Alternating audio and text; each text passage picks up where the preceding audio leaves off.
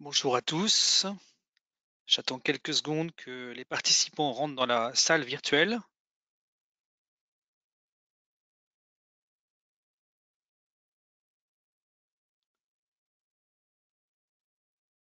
Voilà, on va pouvoir commencer. Bonjour à tous, je suis Pierre-Xavier de Marliave, je suis directeur des programmes intra-sur-mesure et inter de Centrale Supélec EXED. Alors vous êtes assez nombreux, une petite centaine à être connectés ce matin, il y a encore des gens qui arrivent.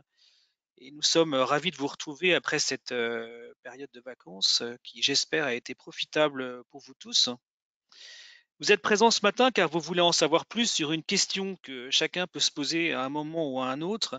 C'est comment durer dans la difficulté ou dans les difficultés. Alors cette conférence en ligne s'inscrit dans la continuité de nos trois précédentes conférences dont les thématiques portaient sur la définition du chef et de son rôle. Alors pour ceux qui n'ont pas vu ces conférences en ligne, elles sont disponibles en replay sur notre site web sous le titre Manager, leader ou chef, prêtre, prophète ou roi, quel manager êtes-vous ou mettre son équipe en mouvement. Notre site web, c'est exed.centralsupélec.fr. Alors nous essaierons de répondre ce matin à cette vaste question, comment durer dans la difficulté, comment se concentrer sur la prise de décision quand c'est difficile, comment garder le cap de la mission à accomplir, comment se repositionner en permanence sur la mission. Alors pour répondre à ce type de questions, interviendront ce matin pour animer ce webinaire François Baird, professeur régulier intervenant à Centrale Supélec Executive Education, sur les sujets de gestion des hommes, accompagnement des hauts potentiels, fondateur du cabinet de conseil Edelweiss RH, de l'école de discernement qui accompagne les dirigeants en discernement situationnel. François est Saint-Cyrien d'origine, ancien officier parachutiste de la Légion étrangère, auteur de plusieurs ouvrages et d'un livre de référence, Le temps des chefs est venu, et d'un roman paru en librairie avant l'été, Les Feux de Notre-Dame, disponible en librairie, que je n'ai pas encore lu, mais François, j'attends ta dédicace prochaine. Avec plaisir. Alors, interviendra Caroline Venn, qui est directrice pédagogique, gestion des hommes et des sujets de transformation d'entreprise à Centrale Supélec EXED. Caroline est fondateur du cabinet eWIPS et elle est certifiée coach en psychologie positive. Alors l'école centrale Supélec, depuis très longtemps, est reconnue pour son expertise dans le domaine des soft skills. C'est une spécialité de l'école. Former des ingénieurs, des scientifiques capables d'être à la fois leaders, innovateurs et entrepreneurs. Et cet ADN se retrouve dans les programmes de formation continue que nous proposons aux grandes entreprises. Alors le leadership et bien entendu la réussite de la mission est un sujet que nous insérons très souvent dans les parcours de formation sur mesure que nous proposons aux grandes entreprises. La gestion des hommes, les soft skills représentent une thématique très importante par rapport à l'ensemble des programmes que nous proposons. Et je vais laisser Caroline Venn présenter cette thématique à l'école avant de commencer notre webinaire. Merci Pierre-Xavier, bonjour à tous. Je suis très heureuse de vous retrouver ce matin. Je ne vais pas faire très long parce que vous êtes impatients de découvrir ce que François a à vous dire. Simplement vous dire que cette thématique effectivement est centrale pour nous au sein de l'école et au sein de l'accompagnement des dirigeants et des talents dans les entreprises. Ça fait déjà plusieurs années, voire plusieurs dizaines d'années qu'on en est convaincus. Je pense que la crise sanitaire que nous venons tous de traverser ne fait que renforcer ce point de vue. Aller chercher en soi-même les ressources qui nous permettent d'être bons et d'être performants dans la durée est absolument clé. Et c'est là qu'on doit tous travailler de notre point de vue dans les entreprises et dans les accompagnements. Et donc, voilà une transition qui est faite pour laisser François nous dire son point de vue sur ce sujet. François, c'est pour toi. Merci beaucoup. On est d'emblée dans le feu de l'action. Et alors justement, pour résister aux feux de l'action, qui ne sont pas encore les feux de Notre-Dame, j'aimerais convoquer ici sans doute mon meilleur ami, qui s'appelle le silence. Et je vais vous proposer quelque chose d'assez original, c'est juste de faire 30 secondes, c'est pas long 30 secondes, 30 secondes de silence. 30 secondes de silence où vous vous laissez toutes vos préoccupations glisser sur vous, vous vous connectez à l'instant présent et vous faites en sorte d'être en capacité de recevoir.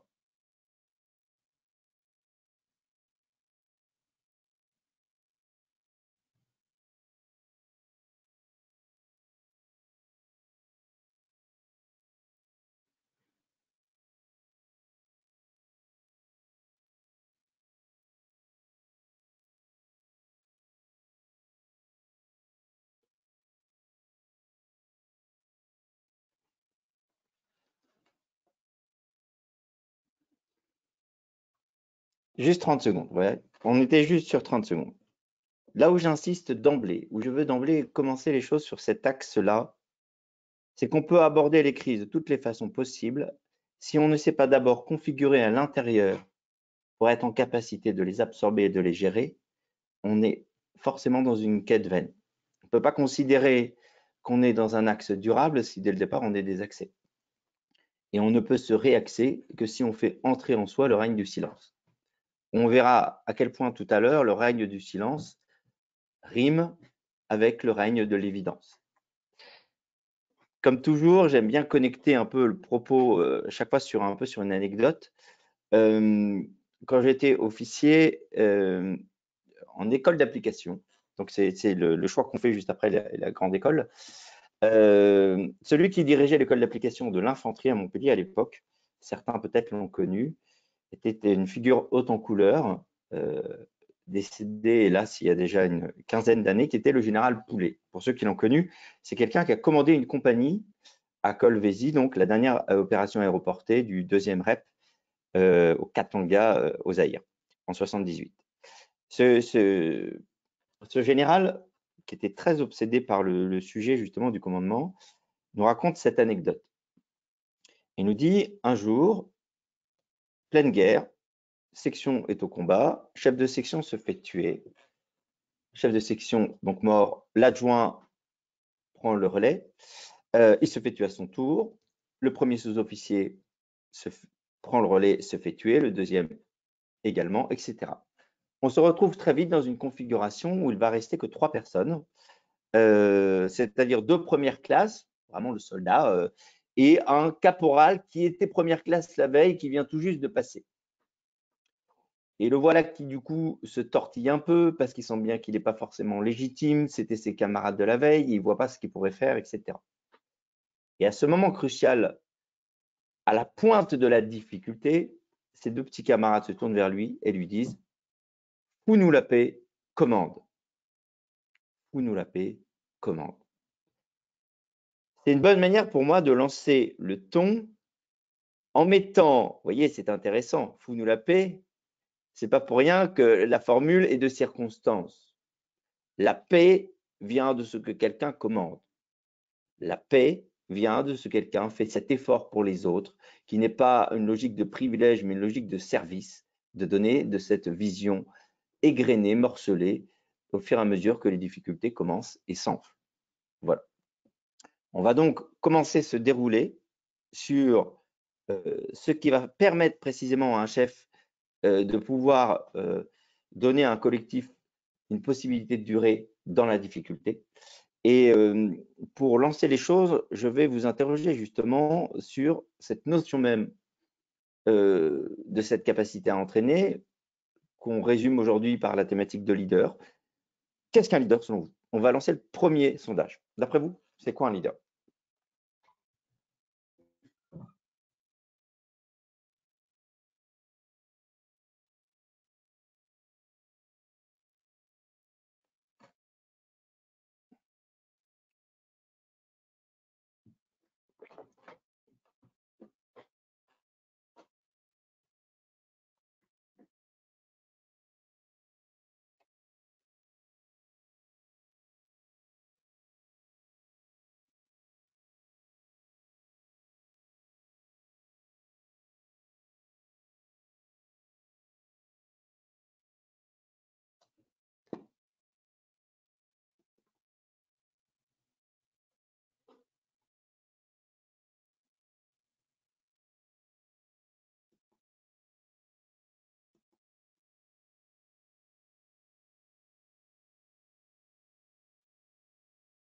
Alors, je ne sais pas si vous avez accès aux résultats.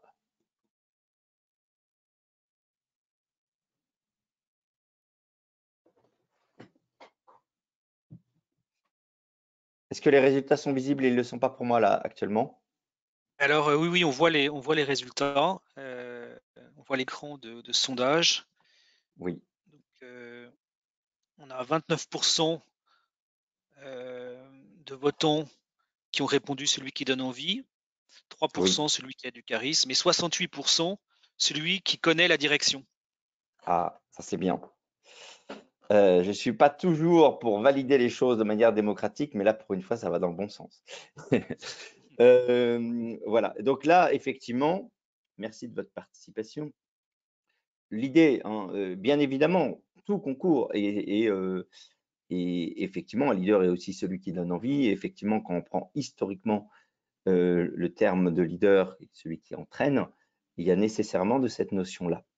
Excuse-moi François, je pense qu'il faudrait revenir à l'écran pour qu'on te voit, parce qu'on a toujours l'écran du sondage. Voilà, merci. là, c'est bon? C'est Oui, bon, c'est ouais. bon. Oui. OK. Alors, on va faire ça. Je viendrai bientôt après. On va rester sur cette image-là et on viendra après sur le déroulé futur. Là où j'insiste lourdement sur cette notion de leadership, hein, ceux qui ont pu assister à d'autres conférences savent à quel point c'est important pour moi, c'est que on est dans une civilisation où de plus en plus, avec une accélération politique, et c'est pour ça que j'ai voulu commencer par le silence, c'est pour ça que j'ai voulu vous mettre en connexion de ce qui demeure, où on va définir le leader d'abord sur le fait que c'est quelqu'un qui entraîne derrière lui, qui donne envie, voilà. Je suis navré de provoquer, hein, mais si le leader est d'abord celui qui donne envie ou d'abord celui qui entraîne derrière lui, Hanouna, Nabila ou Lady Gaga sont les leaders de demain. Parce qu'effectivement, en termes de nombre de followers, il y a du monde. Vous comprenez bien que le fait d'entraîner n'est pas suffisant et que, à tout prendre, on préfère quelqu'un peut-être moins interactif mais qui connaît la direction, hein, que quelqu'un qui vous met dans une ébullition et dans l'envie de participer à une aventure folle s'il vous emmène nulle part. On ne fera pas ensemble le décompte de tous les leaders politiques depuis au moins un siècle qui emmenaient les gens nulle part. Pourtant, ils étaient nombreux. Du coup, ça m'amène à définir dès le départ ce qu'est un leader authentique et vous comprendrez pourquoi j'associe cette notion de leader authentique davantage à la notion de chef qui pour moi a une expression plus nette. Alors, il y a 3 formes de leader. Il y a d'abord le leader centripète. Le leader centripète, c'est quelqu'un, comme son nom l'indique, qui embarque les gens autour de lui. Il a 3 difficultés, ce leader centripète. La première, c'est que il génère une interaction sur la base de l'intensité émotionnelle qu'il attend de l'interaction. Et donc, structurellement, il clive. C'est-à-dire que le leader centripète, il dit être dans l'aventure, être dans la mission, c'est être dans une interaction forte avec moi. Et donc, ceux qui sont dans cette interaction sont dans l'équipe et l'aventure. Ceux qui n'y sont pas, soit pour des questions de tempérament, soit pour des questions d'interaction particulière, ne s'y retrouvent pas. Et donc, on a dès le départ une logique de bande avec ceux qui sont les plus proches du leader et puis ceux qui n'y sont pas. Leadership centripète, modèle évident pour des besoins pédagogiques, mais vous en trouverez pas mal d'autres, c'est le modèle Sarkozy. Voilà. Sarkozy crée cette dynamique très forte autour de lui, mais il clive. C'est très marqué. Difficulté de ce leader, donc la première, c'est qu'il clive. La deuxième, c'est qu'il cadence l'avancée collective sur sa personne et non pas sur l'intelligence des étapes et de la mission. Donc, il est aléatoire. Donc, il est dans ce que j'appelle l'intermittence de l'éclat. Il produit par moment une volonté des gens d'être avec lui, autour de lui, mais dans la durée, il n'y a pas de trajectoire. Regardez un Trump, on est exactement pareil. Au passage, indépendamment bien sûr des régimes, parce que je ne cautionnerai surtout pas le régime russe, mais vous voyez la différence entre Trump et Poutine, ce n'est pas celle des idées, c'est celle des comportements.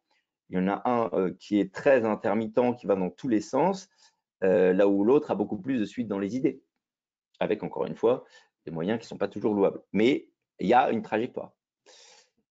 Troisième difficulté sur ce leadership-là, c'est que comme tout est axé autour de sa propre personne, s'il disparaît, il reste plus rien. Donc, ça crée un trou noir. Et vous voyez Sarkozy, je suis désolé cette circonstance, mais vous voyez les Républicains aujourd'hui, vous voyez le cratère qui est devenu ce parti depuis le départ de Sarkozy, parce que tout était fait autour de lui. Leadership centripète, leadership de chef de bande, ça ne peut pas être durable et ça ne peut pas du coup permettre de traverser les épreuves à venir. Leadership centrifuge, c'est la tentation inverse.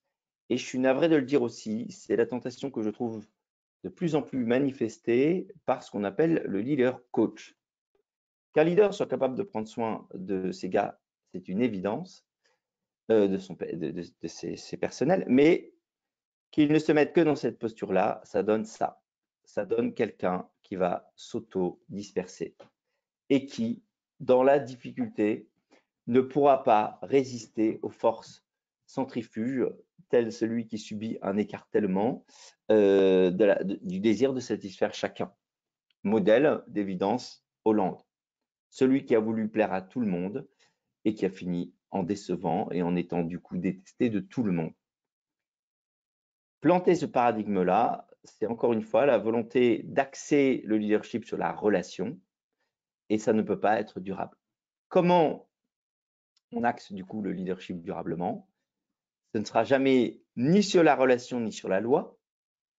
Dans la relation, vous voyez bien les deux extrêmes, la relation autocentrée et la relation altérocentrée.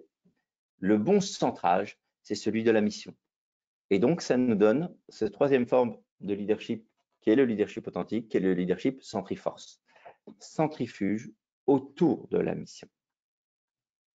C'est-à-dire qu'un leader authentique, et c'est pour moi du coup ça un chef, c'est quelqu'un qui met les gens en orbite autour de la mission. Il sait récupérer le potentiel des gens, non pas pour vivre une interaction forte, mais d'abord pour permettre à cette énergie d'avoir un débouché. Vous comprenez par conséquent que si je suis les 3 points que je développais dans le leadership centripète, on a d'une part quelqu'un qui rassemble tout le monde, c'est-à-dire que le comptable blafard ou l'expert introverti qu'on pouvait voir dans la première catégorie en dehors du groupe, il a dans ce cas-là nécessairement sa place puisque on lui donne la vision de ce en quoi il contribue à l'avancée collective. La deuxième chose, ce sont les 3 petits points que je vous manifeste ici, c'est qu'un leader comme ça concentre ses efforts non pas à se faire aimer par à-coups successifs, mais il concentre ses efforts à donner un débouché à l'avancée collective. La troisième chose, c'est qu'un leader comme ça, quand il disparaît, qu'est-ce qui reste? Mais il reste la mission. Parce que chacun a été mis en orbite par rapport à la mission. Chacun a eu la vision de ce vers quoi il devait aller pour déboucher.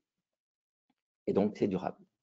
Un chef, c'est ça pour moi, puisque précisément, caput capitis, la tête, la direction, c'est la définition du chef, c'est la possibilité à tout moment de pouvoir donner un débouché. Vu pour ce premier point, voilà, n'hésitez pas dans les questions tout à l'heure à y revenir.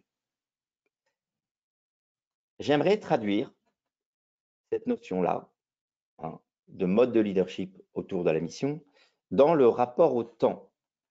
Le titre de l'intervention, c'est durer dans la difficulté. On est structurellement dans un besoin d'appropriation du temps. Si je mets cette réflexion dans le temps, comment cela se passe-t-il? Les gens qui sont soit trop experts, je ne reviendrai pas pour ceux qui ont fait les interventions précédentes sur Prêtre, Prophète 3, bon, on va faire simple. Les gens qui sont très cérébraux, qui sont soit des experts, soit des créatifs, d'une part, ou les gens qui sont trop relationnels, qui sont soit en mode justement centripète ou centrifuge, ont une vision immédiate, soit de l'absolu de ce qu'ils aimeraient faire, soit de la densité relationnelle qu'ils cherchent à obtenir. Mais ils n'arrivent pas, c'est bien en cela qu'un chef est un expert de l'espace et du temps, c'est un professionnel, si j'ose dire, de l'ici et maintenant.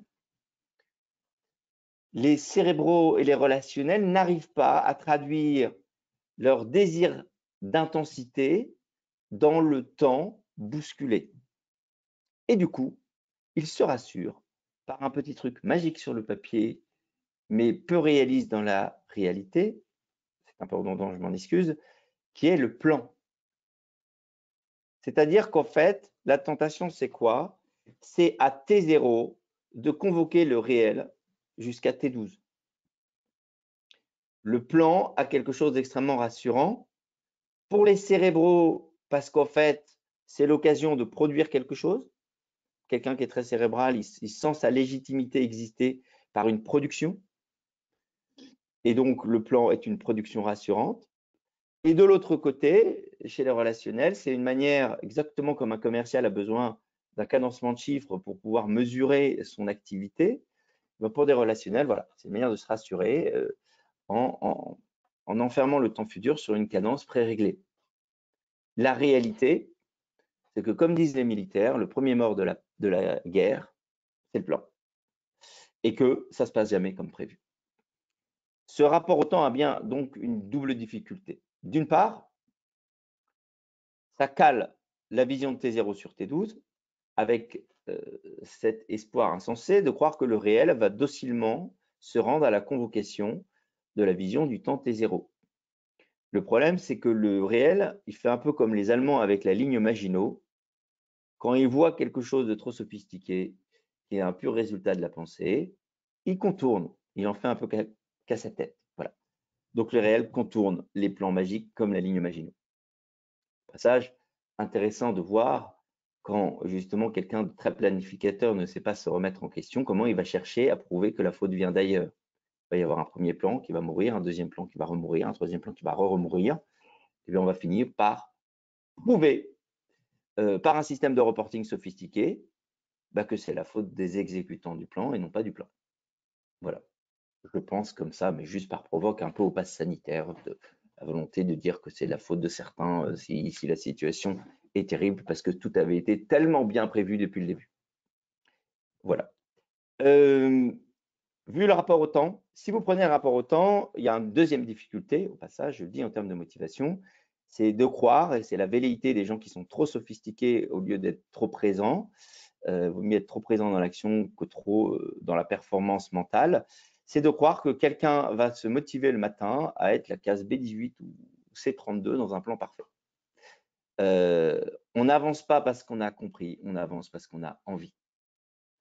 Et donc, il y a un vrai sujet de motivation là-dessus. Comment on fait justement du coup pour motiver les gens et comment on fait pour coller à la réalité de la difficulté quand le temps devient bousculé? On le fait comme précisément on passe de l'excellence du plan à la présence du discernement. On viendra, vous savez que c'est une thématique qui m'est chère, on y reviendra tout à l'heure sur cette redéfinition du discernement. Comment ça se passe? Ça se passe que à T0, on n'a pas tous les éléments, on les aura jamais. Et donc, qu'est-ce qu'on fait? On prend suffisamment d'éléments pour faire ce pas vertigineux mais vital de la décision vers le temps T1. Et quand on est à T1, on reprend les éléments suffisants pour aller jusqu'à T2. Et quand on est à T2, on se prépare déjà sur le temps T3, etc., etc. On fait donc un mode de fonctionnement par étapes avec l'obsession de coller à la réalité du terrain. Vous savez, les gens sont motivés, pas parce qu'ils ont des chefs qui prévoient tout, pas non plus parce qu'ils ont des chefs gentils, pas non plus parce qu'ils ont des chefs gourous, mais parce qu'ils ont des chefs qui décident. Parce qu'ils ont des chefs qui font cet effort en permanence, dans une difficulté bousculée, de donner un débouché à hauteur d'homme à portée de main en décidant sans cesse. C'est là l'attente la plus forte.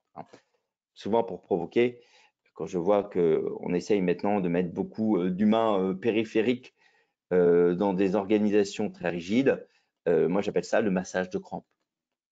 On ne résout pas des crampes en les massant à l'huile d'argan. On résout des crampes en les débloquant en mode ostéopathique. Le développement ostéopathique d'une crampe, c'est un chef qui décide. C'est un chef qui passe son temps à réactualiser les choses comme un corps organique. Si je prends une métaphore de montagne, pour avoir la chance de servir dans une unité de montagne, on peut dire les choses de la même façon. On n'avance pas en montagne en azimut brutal. On ne va pas d'un point A à un point B avec un plan parfait. En montagne, ça ne marche pas. D'une part, parce que c'est trop raide, les difficultés font péter le plan. D'autre part, parce que vous motiverez personne en lui disant qu'il a 18 étapes entre Chamonix et le Mont Blanc et qu'il suffit qu'il suive le plan pour y arriver parce que le Mont Blanc est beau. Hein, ça, c'est les rois du PowerPoint qui croient ça. Les gens qui adorent faire des séminaires avec telle boîte en 2044. Ça fout un kiff aussi, comme la planification, ça fait un kiff qu'en consultant. La réalité de l'avancée et la réalité du col. Quand vous êtes en contrebas d'une montagne, vous n'avez pas besoin qu'on vous explique 10 000 fois le sommet, même si ça y participe. Vous avez surtout besoin de quelqu'un qui vous montre le col, qui vous montre des débouchés.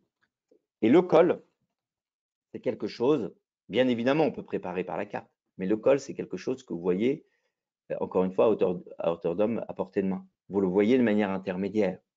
C'est-à-dire qu'en fait, quand vous êtes en bas de la montagne, ce qui va vous faire avancer, c'est quelqu'un qui vous donne un débouché visible sur lequel concentrer votre énergie, sur lequel y aller carrément en collectif. Et avec cette possibilité qu'offre la montagne de redéfinir l'itinéraire à chaque fois qu'un nouveau col se présentera. Pourquoi? Parce qu'un col, c'est une redéfinition de paysage. Un col redéploie un paysage que la vallée ne donnait pas. Eh bien, la réalité opérationnelle, elle est pareille. Pourquoi? Parce que les éléments de l'exécution sont livrés au fil de l'eau. Hein, je pourrais vous donner une autre image. La réalité opérationnelle s'observe comme une sculpture et pas comme un tableau. Un tableau, c'est la prétention de l'image, ça tombe bien, on est dans la civilisation de l'image, c'est de croire que tout est rassemblé d'un coup tout de suite et que l'exhaustivité de l'instantané prémunit du futur. C'est exactement comme rapport à la loi. On va faire des lois atomiques avec 18 000 sous-catégories pour prévoir le futur. Moralité, c'est inopérable. Eh bien non, plus vous êtes léger, mais plein d'observations, et plus vous êtes en capacité de décider. La sculpture appelle le 360. La sculpture appelle la démultiplication des angles, la démultiplication des jeux de lumière, et une sculpture a 10 000 facettes en fonction des contextes. La réalité opérationnelle, c'est comme une sculpture.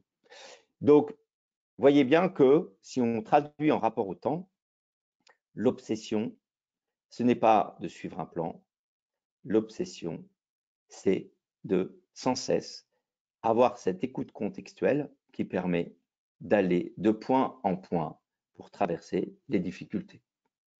Nous y reviendrons tout à l'heure en termes vraiment de, je finirai, c'était la thématique d'une conférence précédente, mais pour insister intrinsèquement dans cette durée dans la difficulté et de manière plus singulière sur la différence entre un leader, un manager et un chef.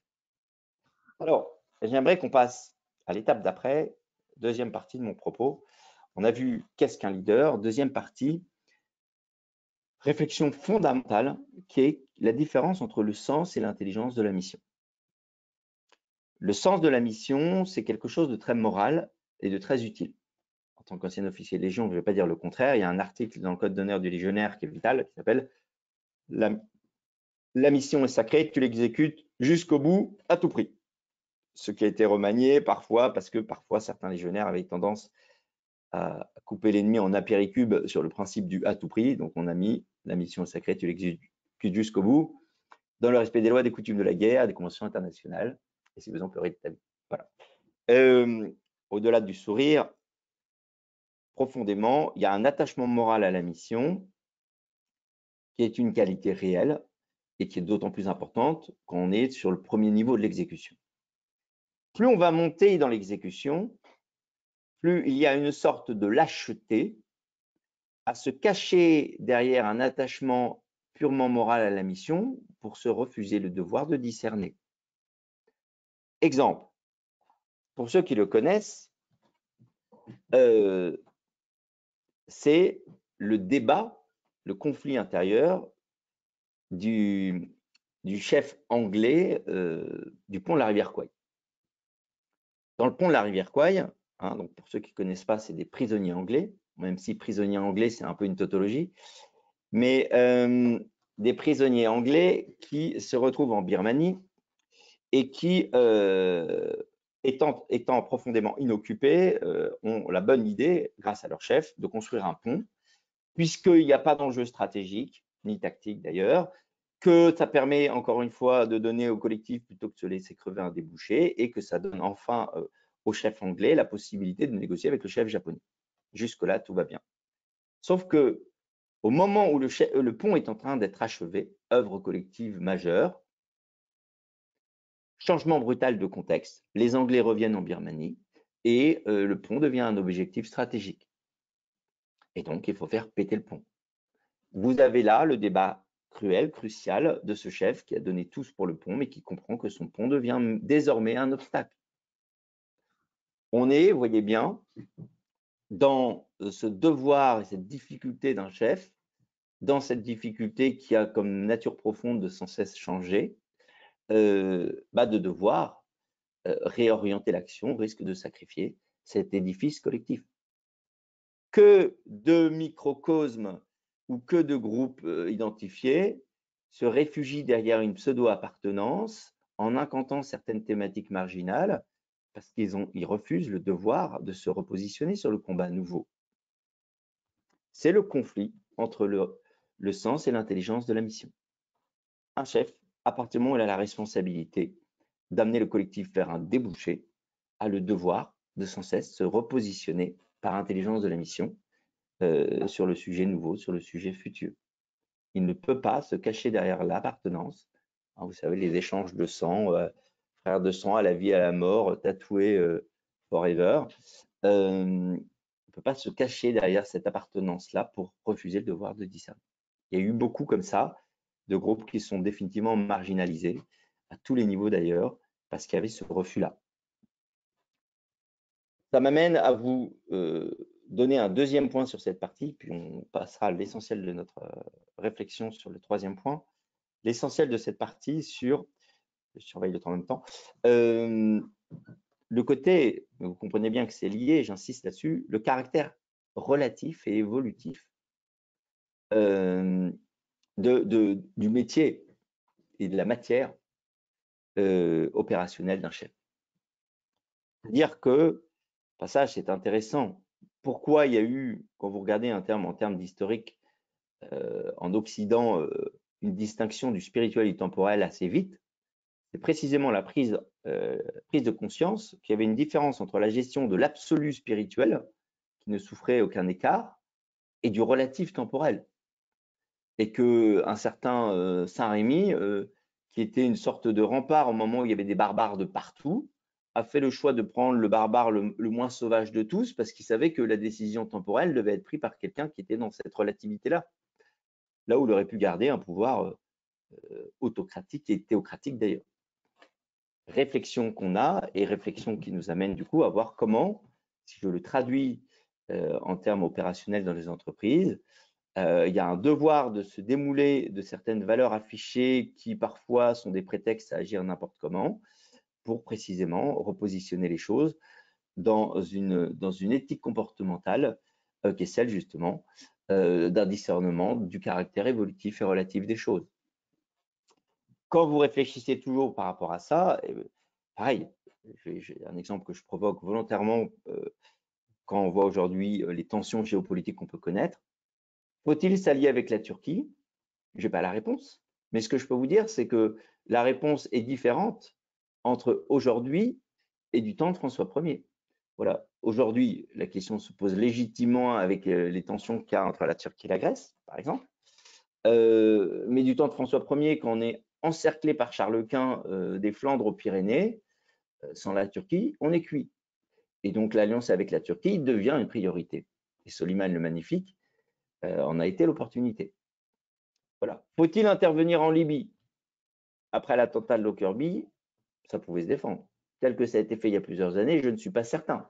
Quand on voit le chaos qui a succédé à la mort de Kadhafi. Saddam Hussein est-il un salopard? Oui. Fallait-il intervenir en Irak? Question se pose. Quand on voit le chaos qui a succédé à la mort de Saddam Hussein, on s'interroge. On est dans du relatif et dans de l'évolutif. Et là-dessus, se cacher derrière des principes absolus est au final criminel. Dernière étape, comment décider? Vous voyez bien qu'au centre de tout ce que je vous expose, de la difficulté de cette matière opérationnelle qui ne va pas sans cesser de venir vous bousculer, comment, j'ai commencé comme cela, comment créer les conditions intérieures qui nous permettent de trier les événements pour produire de la décision juste. Et donc, on en vient au deuxième sondage.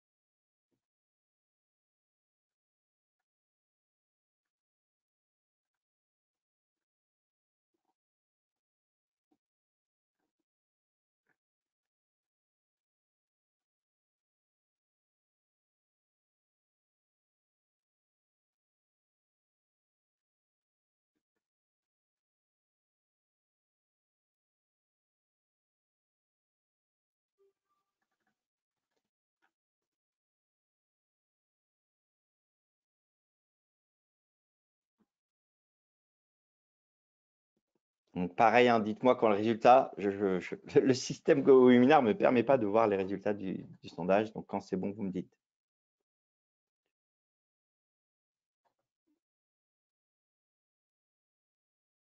Voilà, on les a.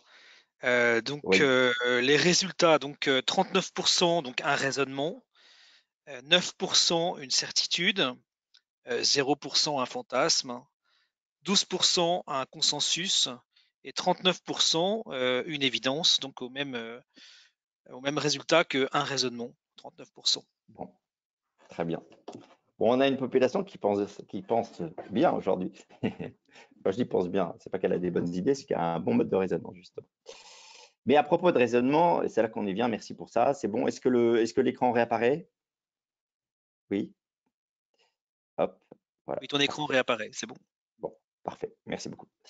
Alors, on est effectivement dans ce cœur de sujet-là. C'est-à-dire que le discernement, j'essaye d'apporter une contribution sur l'affaire. Le discernement est un concept assez général, qui a une connotation religieuse, mais qui n'est pas que celle-là. Ceux qui s'y connaissent un peu savent qu'effectivement, s'il y a bien quelqu'un qui a beaucoup développé le discernement, c'est saint Ignace de Loyola et les jésuites derrière. Mais justement, ce qui est intéressant, c'est que tout en prenant, et dans une conférence future, je pourrais un peu extraire un certain nombre d'astuces données par la méthode ignatienne, mais j'aimerais apporter, et c'est tout l'enjeu moi de ma réflexion quand je parle de discernement, à cette logique de raisonnement structuré de saint Ignace, mais qui inclut déjà bien autre chose que cela, hein, et dans tout le rapport notamment de l'écoute des signes, j'aimerais aller sur, pour moi, ce que j'appellerais le discernement opérationnel. C'est-à-dire, pas le discernement comme une démarche de raison, justement, même si la raison peut aider, mais le discernement comme une démarche d'écoute. Pas pour rien que j'ai mis le mot accueillir, comme une démarche d'écoute et d'évidence. Pour moi, quand je parle du discernement des chefs, je ne parle pas encore une fois du discernement personnel, même s'il y a des éléments tout à fait en commun. Le discernement, c'est l'écoute de l'évidence. C'est-à-dire que vous allez voir pourquoi c'est important de le voir comme ça, et c'est pour ça que je trouve intéressant, même si les éléments de raisonnement donnent du matériau pour faire un certain nombre de choses. Si on s'abstient, et là encore une fois, saint Ignace en dit une partie aussi là-dessus, si on s'abstient de cette logique d'écoute intérieure, on risque de faire de grosses erreurs. Pourquoi? Le raisonnement, c'est une logique qui peut permettre des étapes successives sans jamais arriver sur la réalité contextuelle. Je vous donne un exemple basiquissime, mais si vous choisissez votre futur conjoint avec une grille de critères, je ne suis pas sûr que vous réussissiez à trouver la bonne personne. Ça ne se passe pas comme ça. Alors, j'ai vu telle qualité, telle qualité, telle qualité, donc c'est bon. Non, ça, c'est la logique. Donc, la logique suit, et c'est la logique et c'est le raisonnement, hein, suit quelque chose qui va jusqu'au bout, qui aboutit, mais qui peut tout à fait être à côté de la plaque en termes de contexte. Un autre exemple, ce serait je décide de choisir une maison parce que le confinement me dit qu'il faut que j'aille choisir une nouvelle maison en province. c'est logique, c'est sympa, tous les arguments sont pour, sauf que vous ne savez pas pourquoi, il y a toute une série de choses qui freinent en vous, peut-être parce que ce n'est pas le bon moment, peut-être parce que vous avez d'autres attentes, peut-être parce que vous n'êtes pas prêt. Il y a toute une série d'éléments tripots qui vont échapper peut-être à la partie purement raisonnée et qui va vous dire c'est pas là-bas. Et en général, c'est les événements qui vont vous dire c'est pas là-bas, ou en tout cas c'est pas le moment. On peut dire ça comme ça. Le raisonnement dit ce qui est bon en soi, le discernement dit ce qui est bon maintenant. Cœur de sujet, on y revient, c'est l'ici et maintenant. Donc le raisonnement permet de poser des choses, mais n'intègre pas la réalité de l'espace-temps. La certitude, il y a eu peu de réponses là-dessus, bien sûr, la certitude, c'est voir les choses sur la base pure des connaissances, sur la base pure d'une proposition mentale. Exemple, un dirigeant que j'accompagnais qui me dit « Ah bah c'est simple le discernement, je viens de prendre mon poste, on m'a dit que tel collaborateur était vraiment mauvais, eh ben c'est simple, je le dégage. » Ça, c'est faire un aller-retour mental avec de la certitude. J'ai une proposition, j'ai une grille de lecture et j'y vais. On peut appeler ça l'intelligence de dictionnaire. Vous savez bien que c'est plus compliqué que ça, qu'il faut rencontrer la personne, voir le contexte, voir son chef, voir ses subordonnés. Vous laissez imprégner d'un contexte pour que vous preniez la mesure de la réalité de cette personne et de voir si vous le gardez ou pas. Bien des fois, on m'a demandé d'aller coacher quelqu'un, je me suis aperçu que c'était son chef qu'il fallait que je coache. Ça, c'est la certitude. Le consensus, c'est le désir de rassembler les gens à tout prix au risque d'être à côté de la plaque. Le meilleur exemple de consensus que je connaisse, ce sont les accords de Munich. Voilà. Les accords de Munich, voilà. On est tombé d'accord à côté de la plaque. Oh, le petit moustachu, il est un peu nerveux, il va se calmer. Comme a dit Churchill, vous avez voulu le déshonneur pour éviter la guerre, vous aurez les deux. Donc, la logique de consensus, elle peut avoir du sens quand on est dans une démarche de construction collective pure, mais dès qu'on est dans une démarche opérationnelle, c'est la tentation de tomber d'accord à tout prix au risque d'être tout le temps à côté de la plaque. C'est criminel. C'est Louis XVI voulant être sympa avec les gens du jeu de paume. Voilà. On a vu après ce que ça a créé comme dérèglement. Ça, c'est le consensus. Le fantasme, alors quand on le formule comme ça, forcément, les gens s'en défient à juste titre, mais le fantasme est traître. C'est-à-dire que là où j'insiste, c'est qu'il peut y avoir des illuminations soudaines qui ont toute l'apparence d'une évidence, mais qui n'en sont pas. Et tout l'art d'ailleurs d'un certain nombre de processus de manipulation, c'est de vous générer des illuminations irrésistibles avec des signes, avec tout un faisceau émotionnel pour que vous ne puissiez pas y résister. L'art de l'évidence, c'est précisément de résister à cela. C'est pas pour rien que j'ai fait un lapsus là, qu'est-ce qui différencie le fantasme de l'évidence? Le fantasme passe, l'évidence revient. Exemple, si vous, mesdames, vous croisez Georges Clooney, qui vous regarde avec les yeux de l'amour, si nous, messieurs, on croise Julia Roberts ou Alice Vikander qui nous regarde de la même façon, on va se dire, enfin, quelqu'un qui me prend à ma juste valeur. C'est une illumination tellement forte qu'on se dit, mais je ne peux pas louper ça, c'est génial, etc. La réalité de la vie future va nous apprendre que c'est bien là sur le papier, mais qu'en fait, vivre avec Georges ou Alice, avec ou sans espresso, c'est pas si terrible que ça. Et c'est en fait vite un enfer. Parce que ça va passer, mais ça va disparaître. Tandis que la réalité de la vie est que pour que quelque chose s'installe, il faut deux choses. Il faut du calme et il faut de la répétition. Le discernement peut s'offrir le luxe de laisser les choses se répéter comme une marée. Le discernement, c'est une marée répétée. Voilà. Et donc, c'est en ça que le discernement est pour moi de l'écoute accumulée jusqu'à l'évidence. De l'écoute accumulée jusqu'à l'évidence. Pour plagier Renaud, c'est pas l'homme qui prend la mer, c'est la mer qui prend l'homme. C'est pas l'homme qui prend la décision, c'est la décision qui prend l'homme ou la femme. C'est quelque chose qui vous saisit, c'est quelque chose qui vous envahit et qui demeure au travers des difficultés. Alors vous pourrez me dire, ouais, mais vous êtes gentil, comment on fait quand tout est bousculé, qu'il fallait vite et qu'on a des décisions. C'est là que, je vois le temps avance, on va focaliser là-dessus, c'est là qu'il faut faire une distinction fondamentale sur ce que j'appelle les niveaux de décision. Il y a de la décision stratégique et il y a de la décision courante.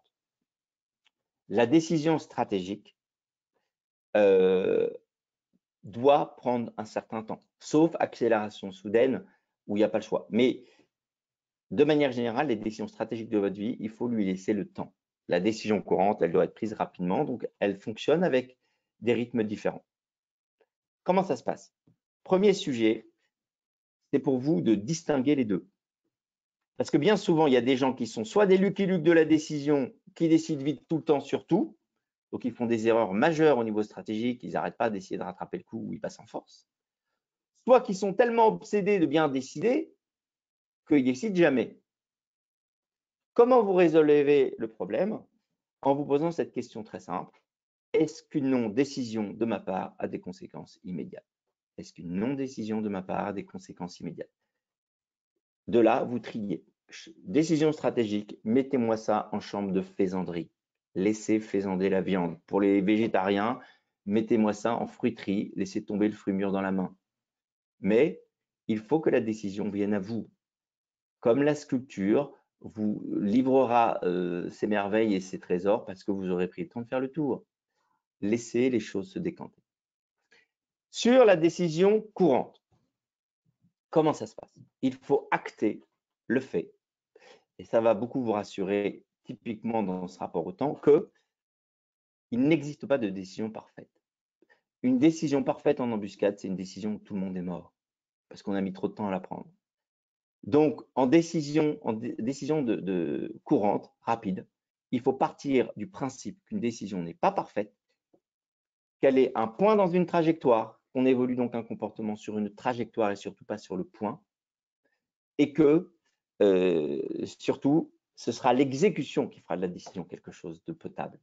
Toute votre énergie doit se concentrer dans l'exécution de la décision. Mettez-vous dans une perspective de trajectoire. Plus vous viserez la trajectoire, plus les petits écarts seront amoindris. La différence entre De Gaulle et Churchill, elle est là. De Gaulle a des points majeurs éblouissants, 40 années 60, mais dans l'indépendance de la France, mais il a des gros points de rupture brutale en 46 avec l'arrivée des communistes, pendant la guerre d'Algérie et pendant 68. Pourquoi? Parce qu'il était trop obsédé par le point, tout simplement parce qu'il avait une personnalité davantage de prophète que de roi. Vous prenez Churchill, il a fait des grosses erreurs, mais il est dans une trajectoire culbuto. Donc même s'il fait des erreurs, il se repositionne. Après l'échec des Dardanelles, il revient comme simple commandant pour se battre aux côtés des Français, du côté sur les champs de Somme et de Picardie. Donc, gardez en tête le fait qu'on est dans une trajectoire. Dernier point sur cette réflexion, c'est une réflexion concernant ce que j'appelle l'intelligence du rebond. La bonne nouvelle, vous comprenez à quel point on est sur cette intelligence de la difficulté, c'est que la matière opérationnelle n'est pas bonne ou mauvaise, elle est rebond. Et donc, plutôt que de passer son temps à complaindre de ce qu'on aurait pu faire de mal ou à vouloir justifier qu'on a fait parfaitement, concentrons-nous sur la manière dont on tire parti d'une difficulté pour en faire précisément la force du lendemain.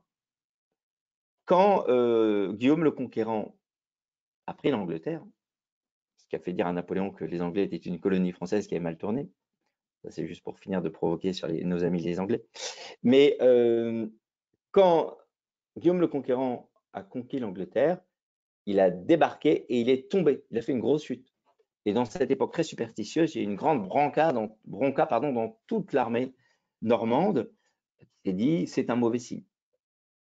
Bien, face à ce mauvais signe, soit on subit, soit au contraire on en fait une force de rebond, ce qu'a fait Guillaume le Conquérant, qui s'est relevé, qu'il a relevé son aume en disant je suis là et tout va bien.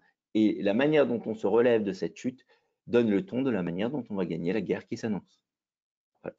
Autre exemple de rebond, ce sera le dernier sur cette idée de rebond, c'est un conte mongol que j'aime beaucoup, qui est celui d'un grand-père qui reçoit un jour un cheval dans son jardin.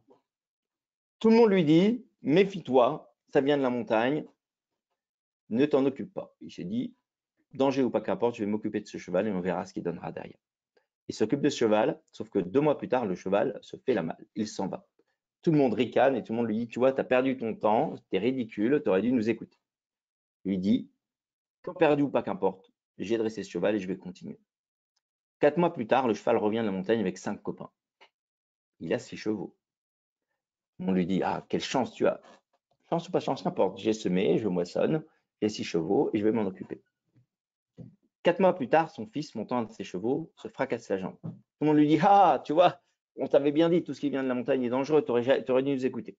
Danger ou pas qu'importe, difficulté ou pas qu'importe, je vais soigner mon fils et on verra derrière. 5 mois plus tard, la guerre éclate dans ce pays. Son fils, gravement malade, ne part pas à la guerre. Il échappe ainsi à une mort certaine. Quelle chance tu as, chance ou pas chance qu'importe. Je vais continuer avec mon fils, on verra plus tard. Ce qui semble être le malheur de la veille est la force du lendemain. Toute l'énergie d'un chef et tout le discernement par cette écoute contextuelle durable est de prendre toujours la mesure dans chaque difficulté de l'espoir futur. Un chef n'est pas un analyste qui décrit ce qui ne va pas, il est un générateur d'étoiles, il est un générateur de lumière dans toute difficulté, dans toute parcelle. Ça m'amène à ma conclusion qui est la suivante. Un manager produit de la performance. C'est bien la performance. Mais les indicateurs de performance, c'est quand même une manière commode de donner des bonnes notes à la défaite, souvent. Quand je prends la gestion du Covid, vous pouvez me sortir toutes les grilles du Covid pour expliquer qu'on a fait super et pour revisiter le tableau. Il y a une réalité humaine, sociale, économique, sécuritaire qui prend l'eau assez sévèrement et qui a tendance à ne pas être pris en compte précisément parce qu'on focalise l'attention sur les indicateurs. Et donc, tout l'art d'un chef sera précisément de se repositionner sur le centre de gravité de l'action. Un bon leader produit de l'engagement. C'est déjà beaucoup d'engager les gens parce que vous les faites grandir. Mais si vous les faites grandir dans une direction qui va nulle part, eh bien, c'est criminel. C'est Louis XVI. Hein. Voilà. Exemplaire, relation de qualité, mais direction problématique. Un chef produit de la victoire. La victoire, c'est quoi? La victoire, c'est l'alignement entre le talent particulier et le débouché collectif. L'art d'un chef, c'est pas, encore une fois, de satisfaire des critères ou d'emmener des disciples derrière lui, c'est de permettre à un talent particulier d'avoir un débouché. Et ça produit quoi au niveau individuel? Ça développe un sentiment d'utilité. Les gens se lèveront et auront envie de vous suivre au travers des épreuves parce que vous les rendez utiles, c'est-à-dire pleinement eux et pleinement membres du collectif à la fois. Être pleinement soi dans le développement personnel, ça va bien 5 minutes, mais d'une part, ça ne rassasie pas et d'autre part, ça produit des capricieux. Être utile en étant négligé, ça produit des machines qui finissent par se barrer. Toute cette harmonie possible, c'est cette utilité par un travail de débouché, donc par une occupation du temps contraint, des difficultés, par une possibilité de discernement, et ben, cette utilité-là fait que les gens ont envie de continuer parce qu'ils savent à quoi ils servent. Voilà. Je finirai en disant que la victoire, ce n'est pas simplement de l'objectif atteint, c'est un esprit de victoire, c'est un esprit d'irréductibilité, de transformation de difficulté en rebond. Le meilleur exemple que je puisse donner, c'est un peu, là aussi je vais provoquer, finissez par me connaître, mais c'est la différence un peu entre le foot et le rugby. C'est-à-dire que vous allez à la fin, à une défaite de foot, vous voyez 11 millionnaires, les yeux vers le ciel, un peu défaits, éparpillés. Vous voyez une défaite de rugby, vous voyez un collectif qui se ressoude immédiatement pour préparer le temps d'après. Et donc, dans cette défaite, il crée les conditions déjà de la victoire future. J'en ai terminé et je suis ouvert à vos questions. Merci beaucoup François. Il n'y aura plus beaucoup de temps pour les questions, mais on y va quand même. Je voudrais juste rebondir sur ce que tu viens de dire et dire qu'on a déjà eu l'occasion de partager, mais ça redonne le sens aux 3 dimensions de l'engagement hein, qui sont donner du sens, donc être porté par quelque chose de plus grand que soi, un sentiment d'appartenance, donc de partage au sein d'un collectif, et un sentiment d'utilité que tu viens de rappeler dans une direction collective. Donc, merci beaucoup pour ta conférence qui, une fois de plus, nous donne des leviers pratiques et ancre vraiment ce triptyque générique que nous connaissons tous. Il y a eu des questions, je pense que si tu peux y répondre un peu rapidement parce qu'il y en a pas mal. Première question, la plupart des chefs en France délèguent leur plan papier au manager pour le déploiement opérationnel. Et les blâmes quand ça ne marche pas, point de suspension. Que faire pardon, ça a bougé, que faire le manager dans ce cas-là? Oui, alors effectivement, c'est une vraie difficulté. Mon conseil, pour essayer de répondre à toutes les questions du mieux possible, c'est de toujours passer d'une tentation de négociation du chef à soi en disant ouais, tu te rends pas compte, c'est difficile, tu me demandes un truc, à une objectivation de la mission. C'est-à-dire qu'en fait, il faut prendre un chef, entre guillemets, pas à la hauteur, au piège de la mission, si j'ose dire. Là-dessus, j'ai deux conseils, ce que j'appelle le je suis, je vois, je fais, je demande. C'est le compte-rendu militaire du soldat qui objective les choses. Je suis sur tel sujet, je vois telle difficulté, voilà ce que je fais, voilà ce que je demande. Donc, par rapport à un plan inapproprié, de pouvoir dire, voilà ce que je fais par rapport à ce que j'ai compris de la mission, mais voilà ce que je te demande, parce que si je fais ce que tu m'as dit là, on ne pourra pas avoir la mission. On parle de chef en chef. Si vous avez quelqu'un qui ne veut rien entendre, moi, il y a ce que j'appelle le mail Laurent Baffy. Vous savez, Laurent Baffy, il appelait et il disait bonjour et bienvenue sur tel achat. Si vous raccrochez, vous gagnez une tringle à rideau pour 500 €. Personne était bloqué, elle ne pouvait pas raccrocher. Il faut faire pareil. C'est-à-dire qu'un chef qui vous demande quelque chose d'intenable, il faut l'amener à quelque chose de logique en disant j'ai vu qu'il y avait ce truc en plus par rapport à telle contrainte. Donc, comme moi, je suis un pro et que je vais faire bien les choses, on est bien d'accord que du coup, ça veut dire que si je fais ça, je ne fais plus ça et que je concentre mes efforts là-dessus. C'est toujours objectivé par rapport à la réussite de la mission. Voilà. Deuxième question, est-ce que alors appartenance égale loyauté? Point d'interrogation. Oui, alors, ce qui est très intéressant, c'est qu'en gros, la seule loyauté valable, c'est la loyauté à la mission. Et l'appartenance peut avoir deux tentations, soit la loyauté au groupe pour le groupe, et donc dans ce cas-là, on se cache derrière la loyauté au groupe pour ne pas avoir à discerner l'objectif du groupe, et justement le faire évoluer. Et donc, c'est toutes les logiques de bande, et au passage, ce qui va faire un chef, c'est sa capacité précisément au bout d'un moment à exister en dehors du groupe et ne pas se laisser dicter la loi par le groupe. Et l'autre appartenance, c'est celle de la loi, c'est-à-dire se cacher derrière la loi et la loi, se mettre dans la… Vous voyez, je suis navré de le dire, mais on voit quand même aussi beaucoup fleurir aujourd'hui des collectifs de bonne conscience qui regardent les autres de haut parce qu'ils appliquent une loi sans se poser la question de savoir si elle est juste ou pas. Voilà. Très intéressante approche sur le consentement, nous dit un participant. Le sens situationnel, entre guillemets, n'est pas dans le raisonnement, en interrogation. Ben, non, parce qu'en fait, le raisonnement, encore une fois, ce que je disais, c'est que ça peut être de la logique. Et du coup, on se retrouve tellement à suivre des étapes de quelque chose de quelque chose de purement mental qu'on en finit par ne plus écouter la réalité. Donc, le sens situationnel produit de l'écoute. C'est-à-dire que, pour vous donner un exemple basique que je donnais hier au commissaire de police, dans l'armée, par exemple, il y a cadre d'ordre. Si vous suivez, vous voulez faire scrupuleusement quelque chose en disant, alors pour vous, la mission c'est ça, la situation c'est ça, nanana, que vous êtes collé dans une logique de raisonnement et que vous êtes plus présent à la situation qui est là, vous faites un truc qui vaut 20 sur 20 sur le papier de restitution, mais qui est plus réel dans l'énergie que vous mettez, dans la manière dont vous allez sentir les choses, etc.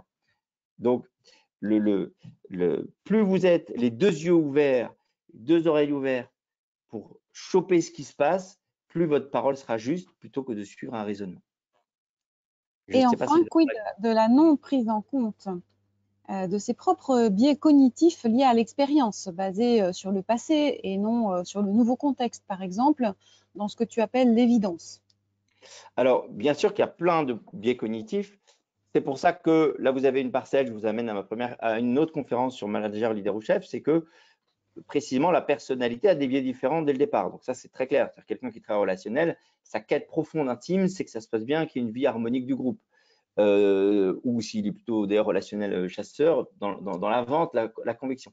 Pareil, un expert, son biais, c'est son dada, il suffit de voir Steve Jobs ou ce genre de personnalité, c'est que ses idées se réalisent à la lettre.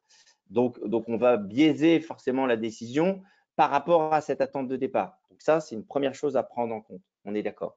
Après, il y a plein d'autres biais comportementaux là-dessus. Mais là où j'aimerais insister, c'est que la manière d'échapper à ces biais, c'est pour ça que j'insiste autant sur l'écoute et non pas sur le raisonnement. Parce que le raisonnement, vous voyez très bien, on parle d'esprit jésuite, les jésuites, ils peuvent être hyper tordus dans leur manière d'arriver à leur fin par le raisonnement. Eh bien, c'est que c'est s'imposer, on pourrait dire, mention spéciale à OSS 117, de faire des jocaris mentaux. C'est-à-dire s'autoriser à rebalancer quelque chose pour que ça revienne. Hein, le rapport à l'évidence, c'est comme une marée, c'est-à-dire qu'il faut, ce qui va installer l'évidence plus que le raisonnement, et qui va du coup résister au biais cognitif, c'est voir comment quelque chose se passe. Je vous donne un exemple basique. Parfois, vous allez, c'est pour ça que c'est intéressant aussi à voir avec le fantasme. On vous propose un projet, ça a l'air génial, c'est voilà, ou vous rencontrez quelqu'un sur lequel vous faites un flash, etc. Quand vous laissez passer un petit peu de temps, vous allez voir ce qui demeure, c'est-à-dire la réalité prégnante de ce sujet ou de cette personne dans votre contexte personnel, et la part qui était celle de l'imagination ou du raisonnement pur, qui en général se dissipe aussitôt. Voilà. Merci beaucoup François. On arrive au terme et je ne voudrais pas garder tout le monde en otage alors que c'est l'heure du déjeuner. Un petit mot de conclusion pour Pierre-Xavier. Merci encore. Oui, merci à tous. Merci, merci François de ce brillant exposé. Merci à Caroline. On se retrouve début novembre. J'ai plus la date en tête, encore avec François. Et de toute façon, vous serez prévenus suffisamment à l'avance sur sur l'horaire précise et la date précise, donc de début novembre, sur cette conférence en live avec François. Et puis, on est en train de réfléchir sur d'autres sujets dans les mois qui viennent, toujours avec François et Caroline, parce qu'il y a une demande voilà, C'est le 5 novembre. C'est le 5 novembre, d'accord. Tu as l'horaire exact, Caroline? Le même, 11h30, rendez-vous. 11h30, voilà. Et c'est Merci le à contexte tous. des parents et moi, frein intérieur à la prise de décision. Voilà, le titre D'accord. m'échappait. Voilà. Merci à tous. Bon week-end et bon appétit pour ceux qui vont déjeuner. À très bientôt. Merci, au revoir. Au revoir. Au revoir. Au revoir tout le monde.